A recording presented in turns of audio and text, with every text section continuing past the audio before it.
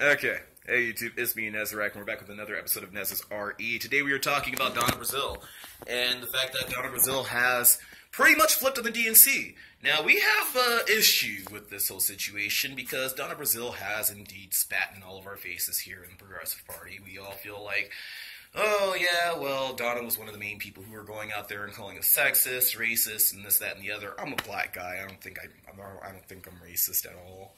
I have a bunch of white friends, a bunch of Hispanic friends. I don't have a bunch of black friends, which kind of makes me feel racist, to be completely honest. But at the same time, I don't find a lot of black people that are interested in anime and video games like I am, except for people that I'm, like, related to, so, is that what it is? Anyway, make a long story short, Donna Brazille has literally just thrown open the floodgates against the DNC, and it's a good thing, okay? It's a good thing because it shows that there's a chink in the armor of the establishment, okay? It shows that when you go out and you send people like Jordan Sheridan, okay, who I just watched his TYT Politics live broadcast of how the mainstream media is covering this, you have an opportunity, okay? When I say you, I mean we, the Progressive Party, we, the Bernie Sanders supporters, we, the populist of the liberal left, okay? Liberal left, which is mostly bogus in these contexts, okay? When you think about the establishment, you know, and the way they do business. Now, let me say this. I haven't forgotten that Donna Brazille pretty much tried to do everything she could to discourage us from protesting the fact or pointing out the fact or saying, you know, hey, this was rigged, okay? I know that. I know that freaking after Hillary lost, Donna Brazille is one of those people out there mouthpiecing this idea that we were the reason they lost. Yeah, you're damn right we were the reason you lost. You know why? Because you spat in our faces. Not only did you cheat to win the freaking primary, afterward, you didn't say, hey, it's time for us to come together and we're going to start working on some of the things that you guys actually care about. You guys pretty much just said, get over it. Okay? Hillary Clinton in particular said, get over it. Okay? So I have no love for Hillary Clinton. There are many Clintonistas that I think have no place ever in the ranks of the progressive movement. Okay? Debbie Wasserman Schultz is one of those individuals. Okay? But when it comes to someone like Donna Brazille, and no, I'm not a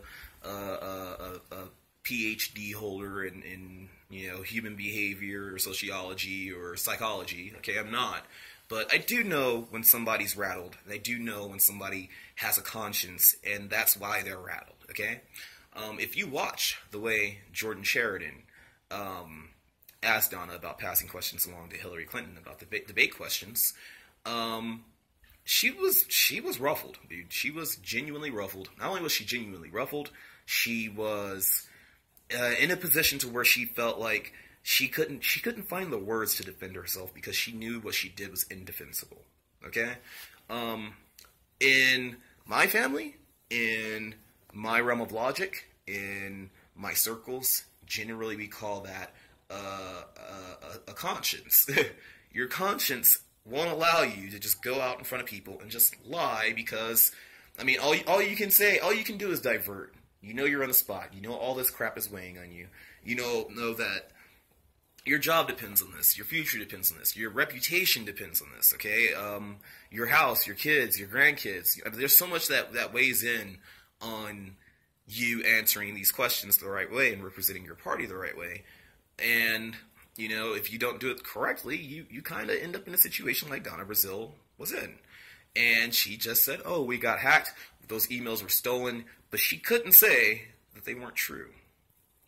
Okay? She even used the whole sexist thing, you know? I'm pretty sure if Jordan continued to badger her, she'd say he was racist. She was going to do anything that she possibly could to escape that situation at that time, okay? Jordan handled his business very well, okay? And that's why I'm a big fan of Jordan. Like, I think TYT needs to make some shirts with Jordan with, like, a Superman cape or, like, a Batman mask on, you know, that says J. You know, I guess it doesn't work for Batman, but something. Jordan needs like a superhero freaking t-shirt, because Jordan's out there, dude. Like, he's one of my favorite. Honestly, Jordan is my favorite journalist, okay? That guy is my favorite journalist. I won't even lie. Like, that dude, like, I follow that guy more than any other journalist or any other news organization, even including TYT. Okay, so Jordan Sheridan's like, that's my dude. Okay, I would say Jimmy Dore is up there. Jimmy Dore is up there, but Jimmy Dore, I think sometimes he gets some information that's not completely legit, and he goes with it without like really doing a bunch of research. Like the whole CIA thing in the New York Times giving $500 million or something like that. Like that sounds like it's straight out of Alex Jones, freaking InfoWars, freaking Intel. It might be true, but I would like for, I think he even quoted like a right-wing source when he said that on a show. And I love Jimmy Dore. I think Jimmy Dore is one of the funniest dudes out there. And honestly, I love the fact that like he says things like, "Oh, all cops are freaking dirty," when I don't agree with it. I definitely feel like that's not the case, but you can see how someone else can feel. Like, I never thought that until Jimmy Dore came out and said, like, hey, my family's full of cops. Look at this guy planting drugs. Look how the other cops look like freaking thugs standing by him with guns in their hips, but it's okay because they got police across their chest. And it's like, you think about these things and you start to realize, yeah, dude, if you're helping other cops do illegal shit, then you're pretty much just as guilty as they are. If I help somebody with murder, I go to prison too, like, and I think, I'm the type of person to think most cops are good people, and I still do, I still have mostly good. I've had probably maybe 4 or 5 bad situations in my entire life where a cop has made me feel like, screw that guy, okay? And I get pulled over a lot because I'm a black guy, so, it's like, there goes that racial profiling element of it, but at the same time, it's like once they realize that, you're not the type of person to do a whole bunch of illegal crap, and I think that goes beyond race personally. They usually, kind of let you go on about your business. So I just cooperate. Hey, how's it going? Try to talk to him as a person and not as a cop who's pulling over a black guy, and freaking usually they're super cool. They're just like, hey man, how's it going? Yeah, freaking your taillight's out. I'm like, is it? And they're like, yeah, your taillight's out.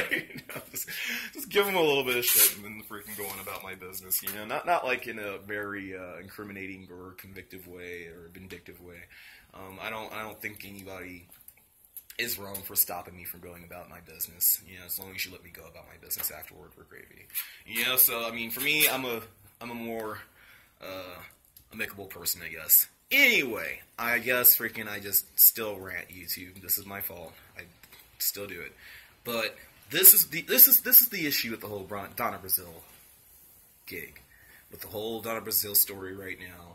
It's breaking today. The problem that we have right now is there are people in the Progressive Party who are so angry and so upset and so freaking adamant about, these people spat in our faces that, oh, well, they deserve, the worst of the worst, when we're going to miss out on an opportunity right now. Okay, and I want you guys to hear me out, and before you jump in the comment section and say, oh, Nazarek, if somebody was raping you, would you let them stay inside of you? And all that stupid crap, jive boogie, you freaking idiot, saying the stupidest freaking crap. That's like some right-wing freaking it's like an alt-right freaking argument right there. It's stupid, dude. It's a stupid argument. Donna Brazille is literally, God, I should have looked this lady's name up. Bernie Sanders has a campaign, not a manager, I forget her name, another African-American, I say black, I'm black, another black lady who speaks, God, I can't remember her name, God, what's her name? Anyway, she goes out, she talks a lot, and she's a decent speaker. I think the left kind of hops her up a little bit too much, okay? I like her, but then I kind of don't like her because I feel like when she goes out and she speaks publicly, she doesn't do all the research. I feel like to be in the position that she's in, she should be better than she is, not only because she's fighting against the establishment, but she's an African-American woman, okay? So right out the gate, everybody's... Make sure that people understand this, and you can disagree with me all you want. No one in this country is in a more disadvantaged position than the African-American woman. I don't care what you say about the poor white women in the Appalachians. I don't care what you say about Hispanic women who are illegal. African-American women have mostly no help. at all from family, from friends. Everyone they know is poor. The best hope that they have 90% of the time is to go to school and be on welfare and get Section 8 and possibly only attain those assistances via having a couple of kids, okay? I mean, and that sounds messed up and that sounds racist, especially coming from a black person, okay? But at the same time, like, you see it all the time, you know, you see it a lot, you know, like a black lady who gets food stamps and has a kid and has a house or apartment that Section 8 pays part of her rent for, okay? And she has to go to school, she has to go to school, go to work, and watch her kid, and she has to pull herself out of poverty, okay? My mom did that, okay? My mom was one of those women, and she did that, and that's why my mom and my brother are two of my biggest influences in my life, okay? And I will say that unabashedly, okay? My brother has always been the one to, if he sees me in trouble, he just sprouts this cape and jumps out and saves me. And my mom literally pulled herself from the grips of poverty, okay? So I don't really give a damn if anybody feels that, you know, I'm being offensive or racist or I'm judging black people the wrong way. I'm black. I freaking lived this life. Okay, I've watched it. I've watched my mom pull me, my brother, and our family out of it. And like currently, I'm pulling myself out of the grips of poverty. You know, I'm freaking going to school, getting degrees, trying to get my degrees, not trying, getting my degrees, and I'm taking it seriously now. You know, very seriously. And I think the difference between I don't want to get too deep into that. I'm gonna start ranting again. Basically, what I'm getting at here is, a black woman has to fight against these people who automatically think that she takes, okay? She's a taker.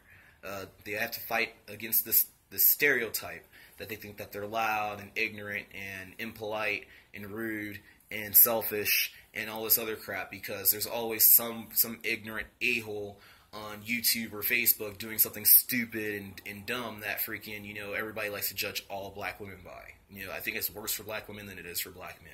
Guaranteed, okay? So, I mean, for Bernie Sanders, I forget what she actually does. Damn, I forgot her name, I forgot her title. But, oh, God, it's gonna bug me. But basically, with that lady, I feel like she has to be better, okay? She has to. Otherwise, society's not going to take her seriously. Otherwise, society's not going to freaking give her the credit that she's due. She's not going to be as effective unless she's a juggernaut, okay? Now, Donna Brazille is no juggernaut. The other lady, who I keep forgetting her name, is no juggernaut. And I forget her name. That should mean something. I remember Donna Brazille's name, but I don't remember her name, okay? I keep forgetting her name. But, it's one of those situations to where if you have someone like Donna Brazille, not this other lady, not taking anything away from her, okay, I do think that she has room for improvement, but if you have someone like Donna Brazille who's established, who's a Democrat, who knows what democratic values are, who knows how to talk to older Democrats, who knows how to talk to older black Democrats, who knows how to talk to older white Democrats, who has been freaking a figurehead in the Democratic Party for so long, and a liberal figurehead, because let's not forget, she worked for CNN. You know, it's like, dude, everybody knows who Donna Brazille is, okay? And I'm a Bernie Sanders supporter, and I could barely forget the other lady's name. Think about that. I support Bernie Sanders. I'm a Bernie Sanders support, like, avid, dude. I get in arguments with my political science teacher with my political science instructor, and most of the time I'm like, dude, I wish you guys would stop bringing up Hillary Clinton. Nobody on the left likes her except for freaking the establishment, and that's a very small percentage, okay? It's either you don't pay attention and you still like her, or you're getting paid and you still like her, but if you pay attention to what's going on, you despise Hillary Clinton, okay? That's all there is to it, all right? So you get one of her her weapons. You get freaking her sword, dude. This is what Donna Brazille is. Donna Brazille was one of those weapons that they used to use to bash progressives over the head and call them racist and sexist and bigots and freaking how Bernie didn't care about black people and all this other shit. I mean, it's like there's all these issues that you can just completely erase and be like, Donna Brazille is on our side. And she's out there advocating for Bernie Sanders and populist freaking policy. She's out there advocating for Medicare for all. She's out there advocating for money out of politics. She's out there advocating for the richest people in the country paying their fair share of taxes, and that includes Hillary Clinton and Donna Brazille. Okay, now you have a person who is from that side. You basically, it's like the Republicans trotting out a black guy, freaking saying that, oh, our values aren't racist. Look, Ben Carson agrees with us, or some other dumb black dude who doesn't really know what the hell's going on agrees with us. Like, that's pretty much what's going on, dude, except with Donna Brazille, and she actually knows what's going on. So it's like, if you're gonna freaking sit there and say, she spat in our faces, and we can't freaking allow her to join our ranks or be part of our movement, you're cutting off your nose to spite your face, dude. Literally, okay? Donald Trump getting elected, I kind of... Dude, I'm pretty much agreeing with Jimmy Dore now. I think it was a good thing. I don't think... None of this would be talked about, okay, if Donald Trump didn't get elected. The Russia thing, like all these things that are happening that are really exposing the corruption on both sides would not have happened if Donald Trump didn't get elected. Kudos to Jimmy Dore for that one, okay? Because, like, dude, it's like if Bernie Sanders got in office in 2020, the very first thing I say, money out of politics, Medicare for all, and impeach freaking Neil Gorsuch, because that's not freaking a Republican seat. Their guy died. Our guy goes there, and we're not going to go stack the freaking Supreme Court against what conservatives want, because we're not conservatives. We're American. We've never been conservatives. Okay, let's get that straight real quick. America has never been conservative, dude. It's always been freaking. If we were conservatives, we would still be part of freaking the UK. We'd be a freaking British colony. Okay, we are not conservatives. So I get so sick of hearing that. Because you're a Confederate and you wave around a Confederate flag, that doesn't mean you're a rebel, okay? The real rebel flag is the red, white, and blue flag. The one that we stand on, the one that we freaking set fire to, the one that we freaking kneel for during the national anthem, that's the rebel flag, alright? So let's get shit straight. Anyway, before I start getting all emotional and angry and amped up over my video, we need to make this move, alright? We need to start recruiting and flipping freaking Dems that have been there for forever. We need to get rid of Nancy Pelosi. We need to get rid of freaking, what's that lady's name? Dianne Feinstein, Chuck Schumer, the Blue Dogs in New York. We have to start lopping off some heads. And that starts with getting people like Donna Brazille to be our axe, okay? So quit, pull your heads out, your asses for a second, and realize that this is the chink in the armor. All we have to do is thrust the spear and kill the beast, okay? Anyway, I know that was a cheesy metaphor, but this is Nezarek. Hope you guys enjoyed this video. Feel free to like and subscribe. Deuces.